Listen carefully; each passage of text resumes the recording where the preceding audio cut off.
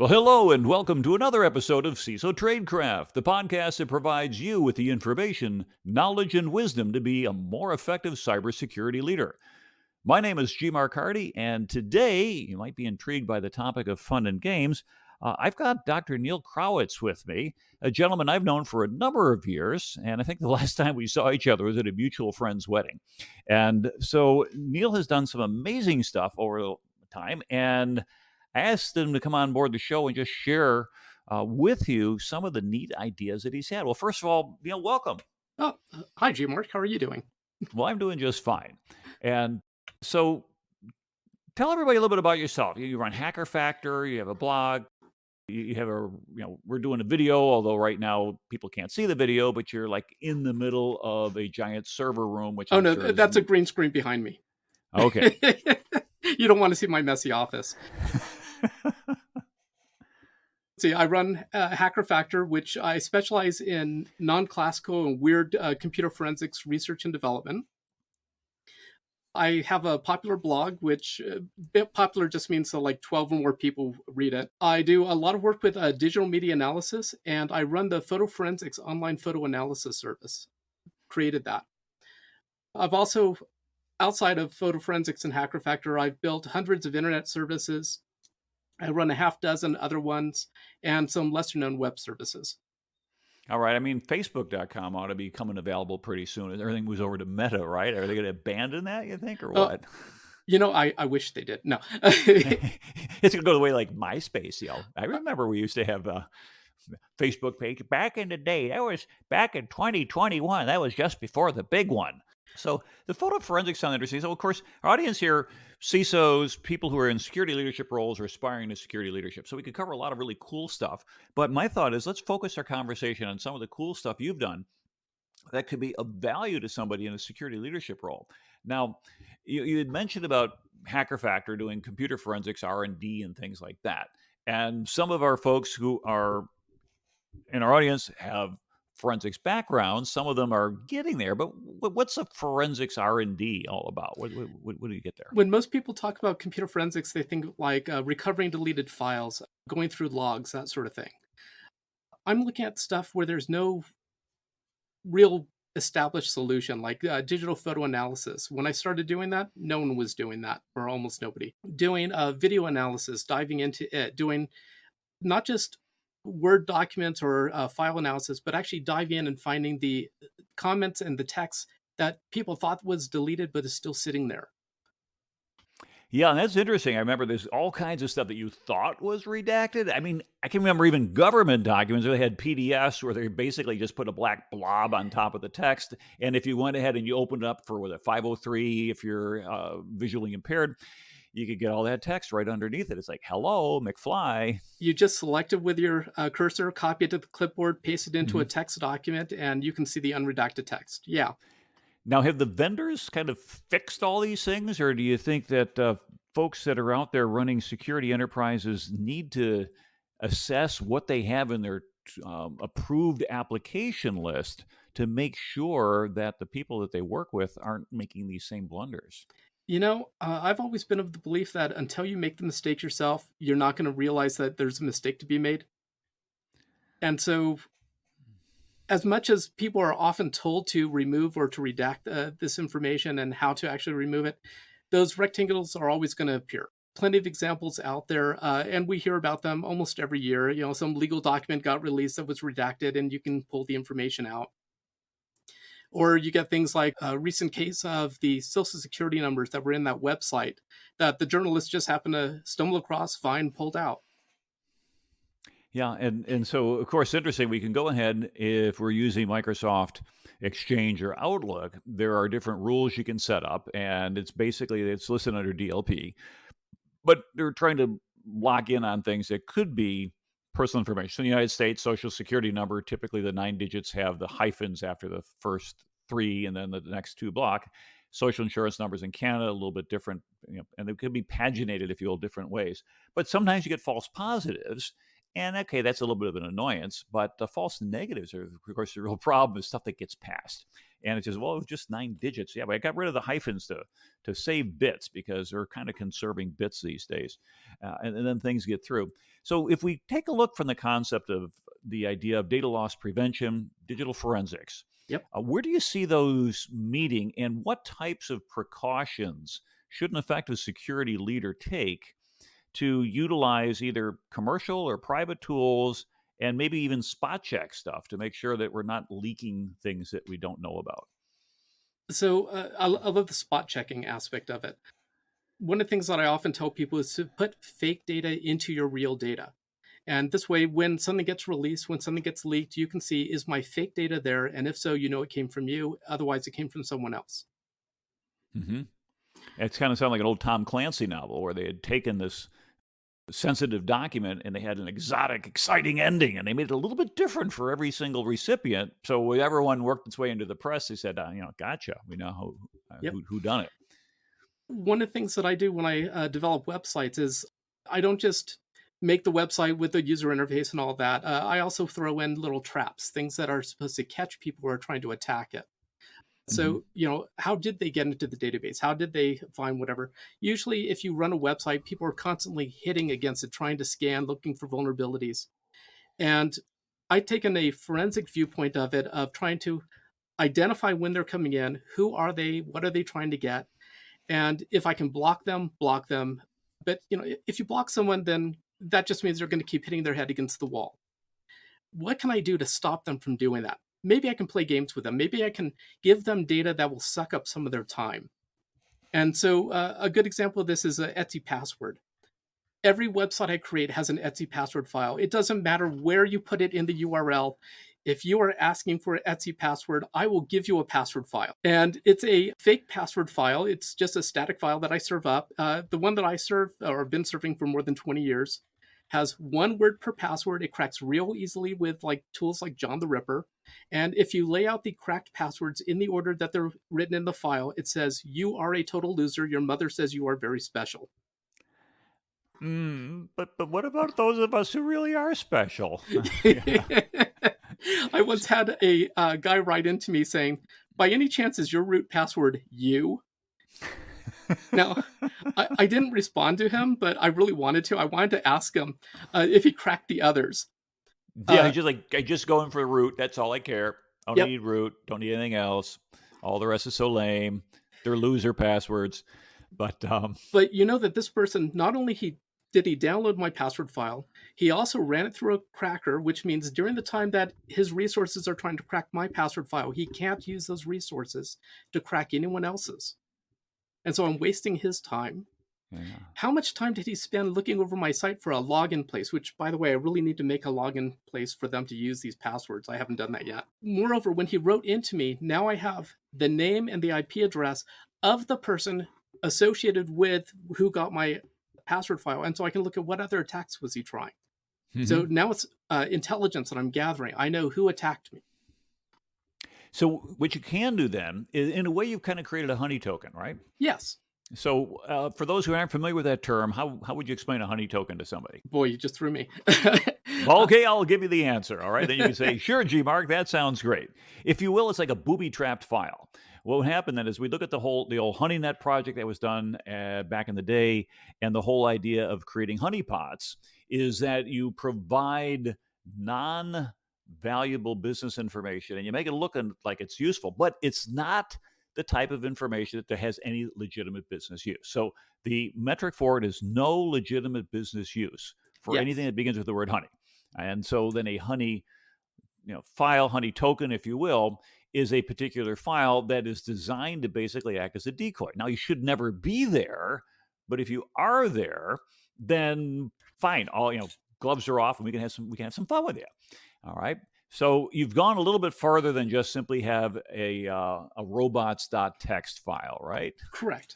If I just block them, then all they're going to say is, "Oh, you don't have a password file, then how about some other types of files?"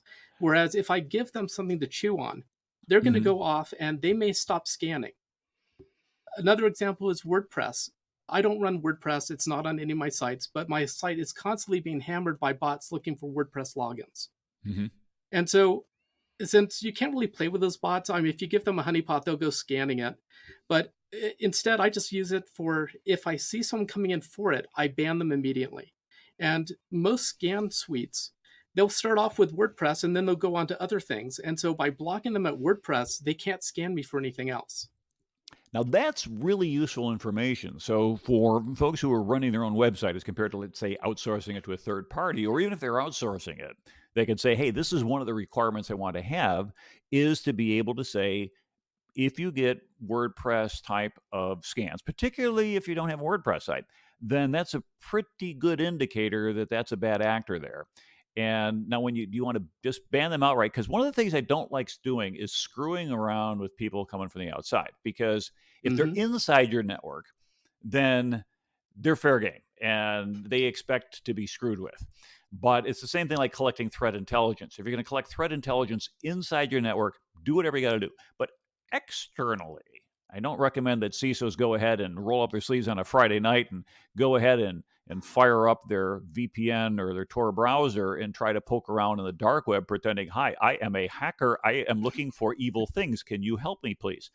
Because then they're just going to kind of like, screw you guys. We're going to come on after you. So have you seen any repercussions, anybody coming back at you as a result of doing these types of things? Or have you found out that for the most part, it wastes their time, it makes them kind of discouraged a little bit, and then they finally go like, screw it, this is just place not worth it. Usually, the vast majority of the time, they give up. A few people have seen that my site it bans people who, for example, violate my terms of service. And when I Hmm. say ban, it's a temporary, you can't connect to me. Maybe, depending on the ban, it will profile your system. Maybe it's your browser, maybe it's your computer, maybe it's something else. And I won't let you connect to me for a limited amount of time because you match this profile of someone who just attacked me. Hmm. Fail to ban is another fun way of doing this. You create a fail to ban rule that watches your logs, and if it sees a certain entry in the log, for example, this person's currently attacking, it'll block the IP address for 10 minutes, an hour, something like that. Yeah, and again, of course, blocking the bad actors, there's nothing wrong with that. But one of the things we always kind of face when we're taking active measures is not the concern about the false negatives. I mean, that's a bad guy gets past us, but we have other defenses. We have layers. Right. It's the false positive. Now, it's interesting because if you look at passive defenses, in general, it's the false negatives that are the worst things. That's when we fail to alert on a bad event, and therefore negative. It's not a problem. It is a problem. It's a false negative, and that means basically the dog bit the mailman or something like that. False positive is, well, the dog's barking at the mailman or something like that, and he's trying to alert, but not. Or let me actually back up. False negative is when the dog's licking the burglar, right? It's like, hey, wow, dude, you smell like bacon. Come on in my house. By the way, I happen to know where the lady keeps her jewels. But when we come back, so I stand corrected on that one. But we're not going to edit the show. We're just going to keep on rolling because, hey, people make mistakes.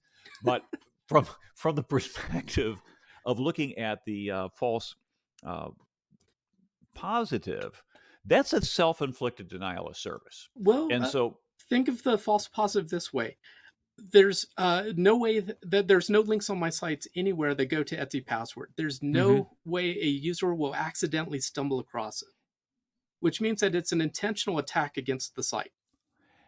At which point, then it is a reasonable business conclusion to say this actor did not have good intent when they went looking for the Etsy password. Therefore, I am not going to allow them to quote unquote do normal business afterward because they've already disqualified themselves. Okay. Yeah, I'm just Kid. going to give them a cool off period, say 10 minutes, 15 minutes, so Mhm. that they can give up and go somewhere else. Now, when what happens at that point? Do they can't resolve the DNS, or they've already got your DNS? So we just a server is just refusing to serve something up. Well, fail to ban, for example, will create a firewall rule that simply says this IP address is not allowed to connect in, or this IP address with this port is not allowed to connect in. And so what happens then is they try to do a TCP connection, they do a SYN, and they don't get back a reset, they don't get back a SYN ACK, they just get Dead silence. They have to time out. nothing, and then it times out and things like that. Yeah. Have you ever put a Rick Astley video in there or something like that? Well, Rick rolled him? funny that you say that. I was getting people who were looking for my archive backup. Just blind guessing. Just do they have a file called source dot whatever and archive dot whatever and so on? And I put one out there for them because if they really want the file, then I should give it to them. And it took me minutes to throw to get this together. And when they, one person, I mean, in the last year, no one has downloaded this. Last year, 3 people downloaded it. And COVID. exactly. Yeah. So they download this archive file that they think is my website. They unpack, and inside it's another archive file. And except that one doesn't actually, it's not actually a zip. It's not actually an RAR or anything else. It's actually an MP4. And if they play it, it's the Rick Astley video. Okay, fine. Hopefully not violating any copyright or terms of service. It's probably fair use claimed under the U.S. copyright. Well, you're program. allowed to do it. Fair use includes teaching, and I'm teaching them a lesson. Alrighty, I like that. Yeah. When you start to say you got a file and things like that, I'm thinking it's kind of like zips all the way down. Oh. And there is actually a tool for that, right? Yes. Or there's a construct. What is that? Oh, you're talking like a zip bomb. Yeah, a zip bomb. Now I know what it is, but you do. But maybe not everybody has heard of a zip bomb. So what's a zip bomb, and how do you put them on the menu? Oh, well, a zip bomb, there's a couple of different ways to do it, but the basic concept is it's an unlimited tree. So a zip file that unpacks itself. And each time you unpack it, you keep getting the same file. So if you're just recursively unpacking, you're eventually going to run out of disk space because it's going to suck up everything you've got. So essentially it just uses up all the system resources. Now that sounds an awful lot like something called a fork bomb as well. Yes. And both of these have a instance of recursion. I think you look in the dictionary under recursion, you see recursion, you kind of get the idea. But it would then work insofar as a process calls the same process, which calls the same process and things like that. I remember after DEF CON one year, I was on the shuttle bus over in San Diego. I was getting ready to ride, and I noticed the guy next to me had a tattoo. It was a pretty complex one. And in there, it's like, hey, that's a fork bomb in there. The guy looked at me and says, you're the only person to ever figure that out. And I says, well, after all, I am the voice of Hacker Jeopardy, and I can clean up. So anyway, the idea of a zip bomb or a fork bomb allows one to potentially take out a system through recursion. Now, kids, don't try this at home, but here's a fork bomb for Windows in case you're wondering. It's only 5 characters. So do this on a machine you don't care about or a virtual machine. %0 pipe %0. And that's going to continue to replicate until it fills up the whole system. Now, don't do that at home or at work. That's kind of a career-limiting move. Oh, I'm writing this down. And so what we have then is we take a look at what's out there. We have kind of a hostile environment. It's reasonable to assume as security professionals that not every entity that tries to connect to us that wants to send us something is favorable. There is a fine line between what's allowed and what's not allowed, but you haven't really done any active countermeasures. You haven't gone back and done hack back or anything like that, or blasted anybody with a whole bunch of DDoS arrays. Well, actually, I do have some self-defense mechanism. I used to run this Tor service that relayed traffic to the Internet Archive. And the problem is you get these open source intelligence bots that go through and they're trying to index everything. So they're trying to basically scan the entire Internet Archive through my little proxy. It's going to take them a while. Yeah, they were almost no humans were using this proxy, but tons of bots, and they were consuming most of my bandwidth. And so I was looking for ways to profile them. And over Tor, everyone's supposed to look the same. They're supposed to be anonymous. I found a couple of different ways to identify specific individuals or specific types of bots over Tor. And for some of them, I cut them off. For others, I found this one set of bot. They were coming in, trying to mirror the entire Internet Archive. And I noticed that they were accepting gzip in compressed files. And gzip has like 1,032 to 1 compression rate. So I can send them a 100K file and they get a gig. And with one of the bots, I sent them a couple of gigs and they stopped scanning me. So you know that the zip bomb managed to blow them up and they stopped attacking. Yeah, and of course, zip bombs work either because of recursion or for those, and at some point I might do a whole show on compression and things like that. You can't compress everything. And in fact, encrypted data does not compress well.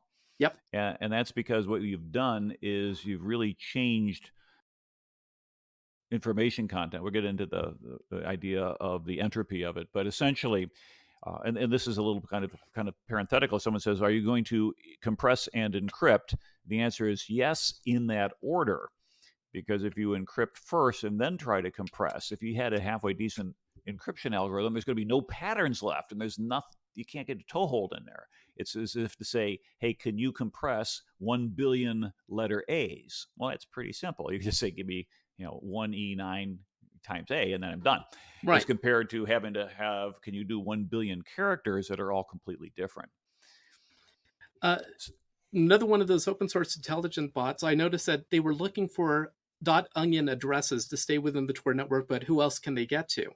And since they were sucking up a lot of my bandwidth, I wanted to stop them. As they came in, I didn't give them whatever page they were asking for. I gave them a page of 100 randomly generated right then addresses that look like .onions. And you'd have to time out on each one of them. And they had to time out on each one of them. And as I'm watching them come in, first they were coming in fast, then they started coming a little slower. Then they started coming in very slower. Then instead of being 20 requests per second, they were doing 1 request per hour. Mm-hmm. Eventually, you could tell that they flushed their cache because they came in again at high speed and then very quickly began to slow down as they hit the same problem. Later that same year, at a mutual friend, Joe Klein, went to the Black Hat Briefings conference. He was wandering around the vendor area, and he saw a vendor who specialized in open source intelligence on Tor, on .onion networks. And he looked at their description of what they did, and it looked just like what I had described the attacker as doing. And so he walked up to them and said, "Did you guys just recently flush your cache and rewrite your systems because you were getting slower and slower?" And the vendor looks at him and said, "How did you know?" It's Joe. Joe knows everything. Yeah. He's been a guest on the show, of course. And of course, now we have a name that we can put to the specific attacker. Mm-hmm. And so it can't be like, "I'm sorry, Dave, I can't do that. I can't give you those files. We can go back and personalize them." Now, another thing that's probably interesting, so kind of summarizing this section, so we can move on to some other areas, that if you're running your own website, or your business is running a website as a security leader, there's some, if you will, jujitsu to put in there. It's relatively low cost. That is to say, it does not require somebody actively doing this all the time. At the first layer of defense could be the robots.txt file. And it's interesting because when you look at robots.txt, what that is that goes into the home directory of a website, and it tells well-behaved spiders or crawlers what to look for or what not to look for. Now, a traditional robots.txt has a whole bunch of disallow. All right. Well, in a way, you're sort of spelling out here are all the places we don't want you looking at. And I go to banking sites all the time, and I pull those up there, and it's got disallow client banking, disallow internal customer, this disallow blah blah. It's like, seriously, guys, can't you do this inside out? And so there are constructs where you can actually say allow. And then what you can do is, instead of saying here is all the good stuff you're not supposed to be looking at, what you can do is just say here are all the places we just are going to allow you to look at, and leave it at that. So a robots.txt, it advertises all the different links that you have. Mm-hmm. And a lot of bots will go through, and they don't care if it's an allow or deny. They will go and try to index it. So one of the cute little tricks you can do is to put in a link in there to automatically ban you URL. Mm-hmm. And this way, if a bot harvests your robots.txt, they walk that bad URL, they are immediately cut off because you said that is a bad URL, don't go there.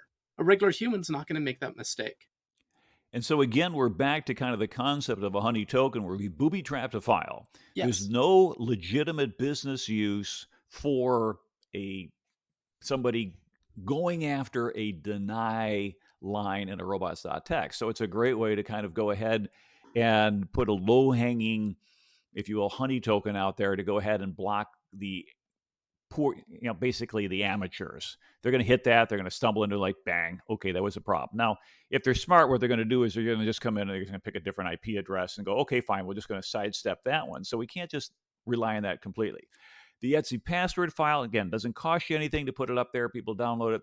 What's interesting, and I don't know the answer to this one, is that what is this could have different efficacies on different groups.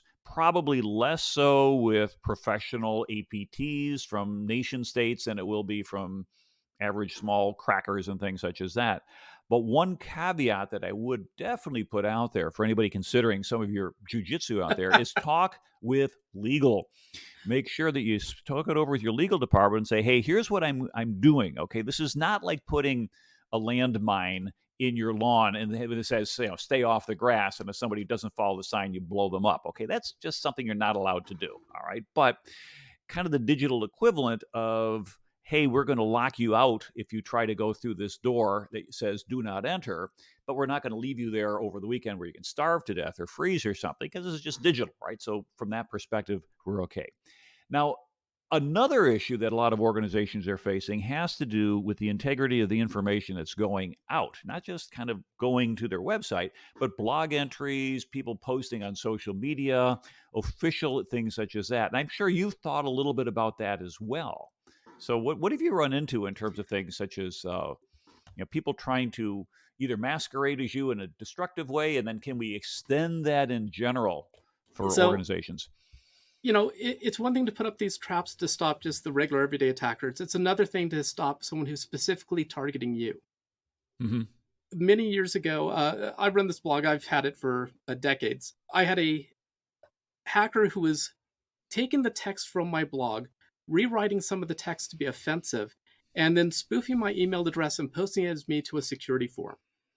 And the first time he did it, I didn't even realize he had done it for about 2 days. Then I started getting feedback. And a lot of people knew that just looking at the text, I had been spoofed. It was not from me. They could compare the text in the posting to the text on my blog. It was not the same. The second time he did it, I realized this is going to be an ongoing attack. So I created a special blog entry just for him.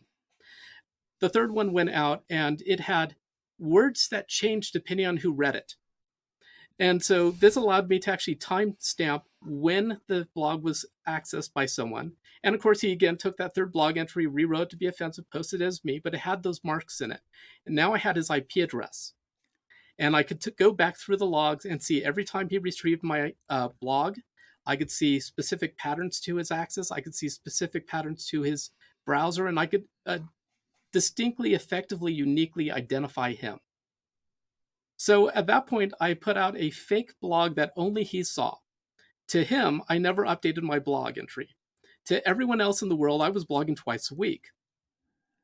And this went on for a month. He was coming in, seeing that it didn't change, and going on. And then one day, looking through the logs, it was absolutely beautiful. He came in, and I started getting alerts that he was hitting my website and reloading. Mm-hmm.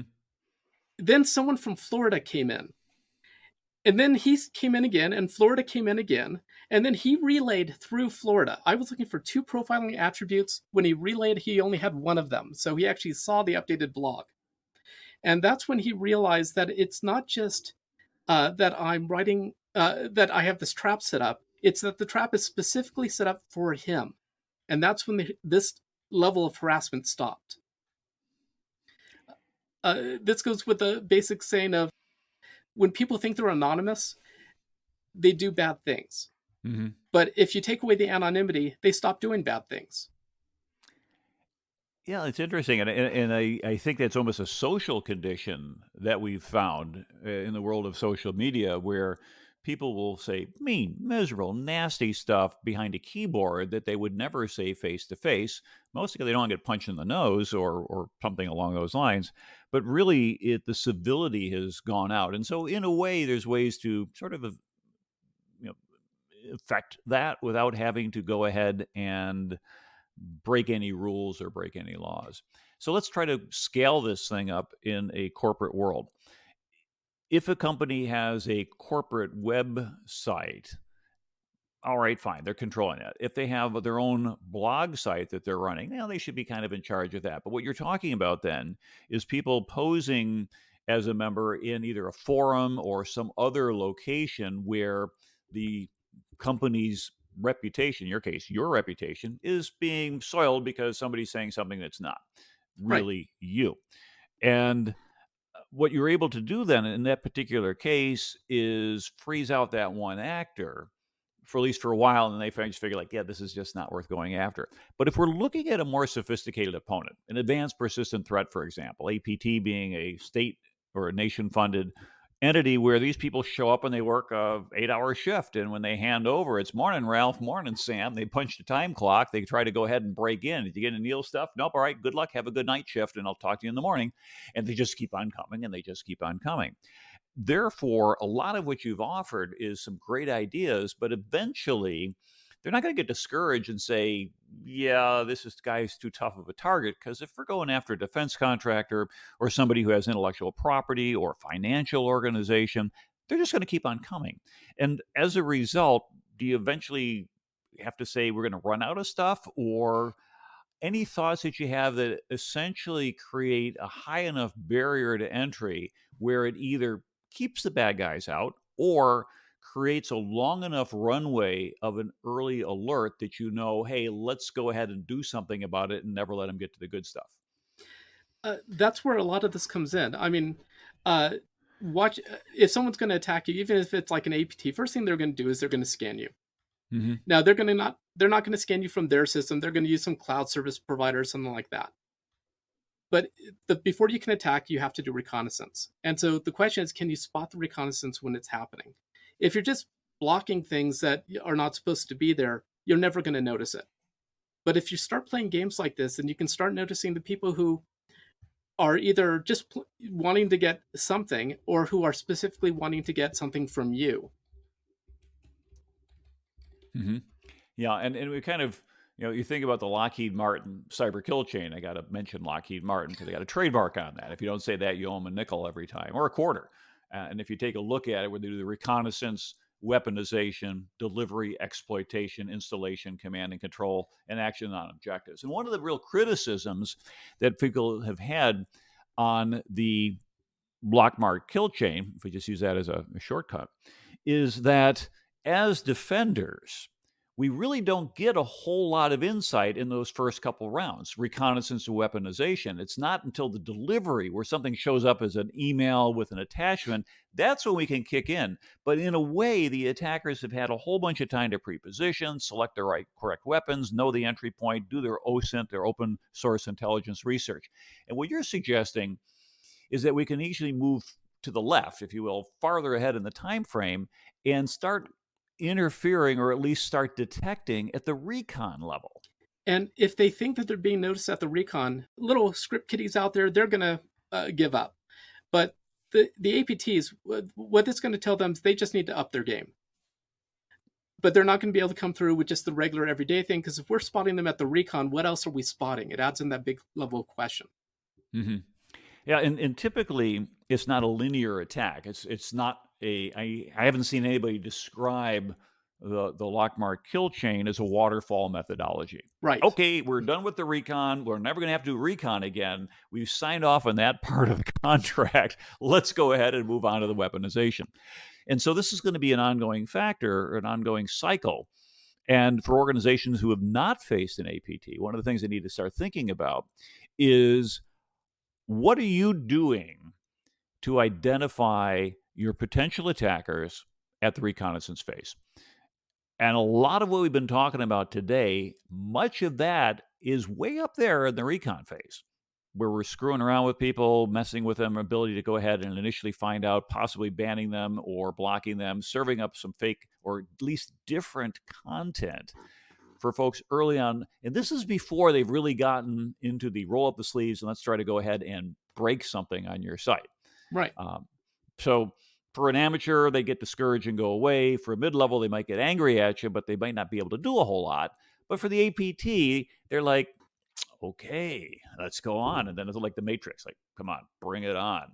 And I am certainly not challenging them. I hope they don't attack my sites. No, I'm not suggesting that. But what I want to avoid doing is creating a situation where people said, hey, I listened to CISO Tradecraft, and they said we should do this, this, or this. And all of a sudden, boom, they go ahead and they get lit up like a Christmas tree with a DDoS attack because they said, well, I guess the bad guys didn't like what we did. Now, I've had a couple of DDoS attacks against my servers, and none of them so far have been related to these games. Mm-hmm. like on PhotoForensics, I allow people to upload pictures and people will discuss them for analysis. The very first DDoS I had, someone didn't like what was being discussed in some forum that's not even associated with me, but they tried to attack my site to take down the picture so it couldn't be discussed. Interesting. Well, let's go back to that because we mentioned that early on, and we kind of skipped past that on the digital media analysis and the photo forensics because to a large extent, I don't know if that always falls into a core CISO responsibility, but it's fascinating and there may actually be some good things in there. So tell me a little bit more about it. So I have a picture and I look at it and I go, is it real or is it not real? I see somebody who looks like they're, some of them pretty obvious, like this 900 foot long shark trying to bite somebody hanging off of a helicopter over San Diego Bay or something like that. Okay, that's fake. But some of these things look plausible. And how do we detect the real from the fake? Is it scanning around and sort of like a soft hash to say, well, I can match up this upper third and this right third of the, how does that work? Most of what PhotoForensics does, so there's the public side and there's the commercial side. Mm-hmm. Not that I'm trying to do product pushing here or anything. On the public side, there's things like air level analysis where you can look at the compression. It's a compression map of the picture. Mm-hmm. Since JPEGs distort and lose quality, lose fidelity as they're re-encoded, any edit is going to appear as being at a higher quality than the rest of the picture. And so air level analysis just shows you that map, and you can say, well, this entire area right here is the area that's at a different compression rate than the rest of the picture. And so you can detect and edit that way. Another thing you can do is you can look at the metadata. Pictures from a camera have a lot of rich metadata, your type of camera, date, time, all that information. Pictures from Facebook have none of that. And so where did the picture come from? You start asking, you start tracing it back. I'm not going to trust a picture that comes from Facebook or Twitter or anything else because I don't know the authoritative source. Those are not authoritative sources. So anything on Facebook or Twitter, just totally disregard. It's not real. It's fake news. Let's go with that. All right. Or at least it needs further validation, is what Correct. You're suggesting. Right. Yeah. No, Facebook, you don't create a picture on Facebook. You upload a picture to Facebook. So the question is, where did the picture come from? And you have to trace it back. Did it come from an authoritative source, or did it come from someone who was modifying the image and changing it? Is it a picture that is valid but was taken out of context? There's creative cropping is one of the ones that you see often. I'd seen this picture of a child running down the street, and just with looking at the picture, it looks like he's running and he's happy. But if you uncrop it, you see he's being chased by a crowd with machetes.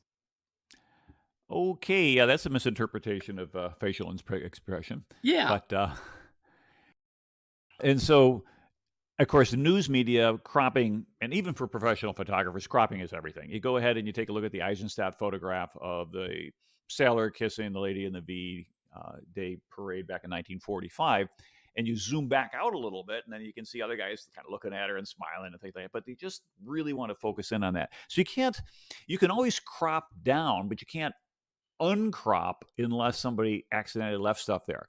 When a photograph is taken, does the original borders remain? That is to say, is there like a little 1x1 pixel border in there, or how do you tell that it's been cropped? A couple of ways. First, there could be a small border. A JPEG, for example, will retain a border along the right side or along the bottom, but it's only at most like 8 pixels. So we're not talking a lot of content, but you can see at least a little bit of content. Another way is JPEG compresses using a grid pattern. And so if someone crops off the top or the right, the grid shifts. And so you can often detect that the grid shifted. And sometimes you can even detect how much it shifted by. And so that'll tell you that it was cropped by a minimum of this many pixels. It could have been a lot more, but a minimum of this many pixels.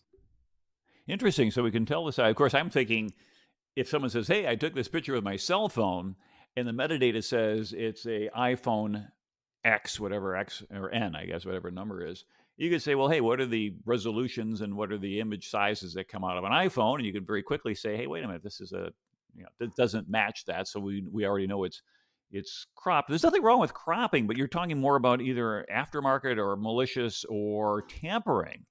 And so as a result, if organizations are trying to defend themselves, something shows up, or a person that said, hey, we're accusing you of doing something, then the important thing is just because it's a picture doesn't necessarily mean it's real. And this is not even deep fakes. We're not into Correct. people creating that level of sophistication.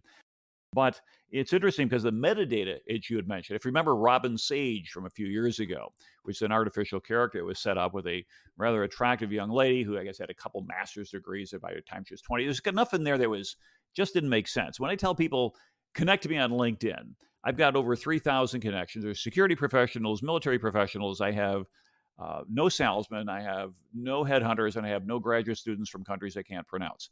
And having been in security for a number of years, I possibly was on the Robin Sage list, but I just never connected. It's like, I don't know this person, and I'm not going to go any further than that.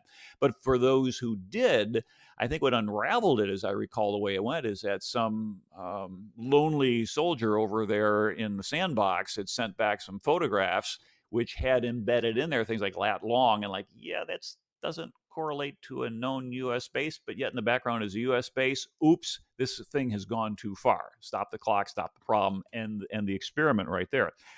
So there are things that we could be doing to look at it that way and make sure that it doesn't get out of hand. At PhotoForensics, we had a picture of someone. It was a bunch of marijuana, and there was GPS location that specifically identified a house. Mm-hmm. And I started looking and thought the GPS doesn't look right. Someone had tampered with the picture, digitally added in GPS. Mm-hmm. And by having this fake GPS information, they were hoping it'd be leaked out to the police to get someone arrested or to have someone go SWAT their house. Okay, but I guess the palm trees up in northern Minnesota didn't work out too well for the resolution, or... Well, it was simply how they faked it. There were easy clues to tell that this was a faked picture. Right. And so when we went back to the law enforcement, we basically said, this is, the person's not necessarily at that house. Now, that's not going to stop them from kicking the door because something's going on. Mm-hmm. But the evidence doesn't support that there was something actually there. Yeah, and there's a whole bunch of things that we could have to do correctly and things like that. I remember one time somebody telling me that it was an early crypto miner, and the cops are outside one time, and it's like, they're basically infrared scanning. They said, your garage is really hot. You must be running a hot house. I said, no, I actually got a whole bunch of servers in there. It says, you want to come in and take a look? And the cops are like, you're letting us in? I says, yeah, there's nothing growing in here. I said, what are you doing? I'm mining Bitcoin. What's a Bitcoin? Now, this is back in the day when you could do it in your garage. You didn't have to go ahead and recruit an entire hydroelectric project someplace to go ahead and power it. This has been fun. We're almost at the end of our time frame, and this is just kind of rolling. We could probably do this another 45 minutes or easily or so, but let's kind of wrap it up a little bit. Any thoughts that you'd like to recommend for security professionals to think about how to have a little bit of fun and games with the bad guys without really getting them angry at you, without really invoking any legal department stuff? A lot of people say that doing these games like this are a waste of time, but it's really not. It's allowing you to identify a way to waste a lot of the attacker's resources, a lot of their time, to make them give up, or hopefully to discourage them from continuing on. It's also an option for herd immunity, like the password file. I'm serving up a fake one. If a bunch of people served up fake password files, say 100,000 people, it wouldn't be worth the effort for all the scanners to go out, because every password file they'd get would be a fake one. Yeah, or it'd be enough fake out there, it's just not even worth the effort. They have to change your techniques. Yep. That's a really great idea. So I love it. Neal, thank you for taking the time to come on the show. I think it's wonderful. And so wrapping up, this is G. Mark Hardy with CISO Tradecraft. Again, thank you very much for tuning in. Hopefully we've given you some really good ideas here, and some of the stuff you could try at home, some don't try at home. But until next time, please go ahead and follow us on LinkedIn and be part of our audience. Share with others where you got your good information, and stay safe.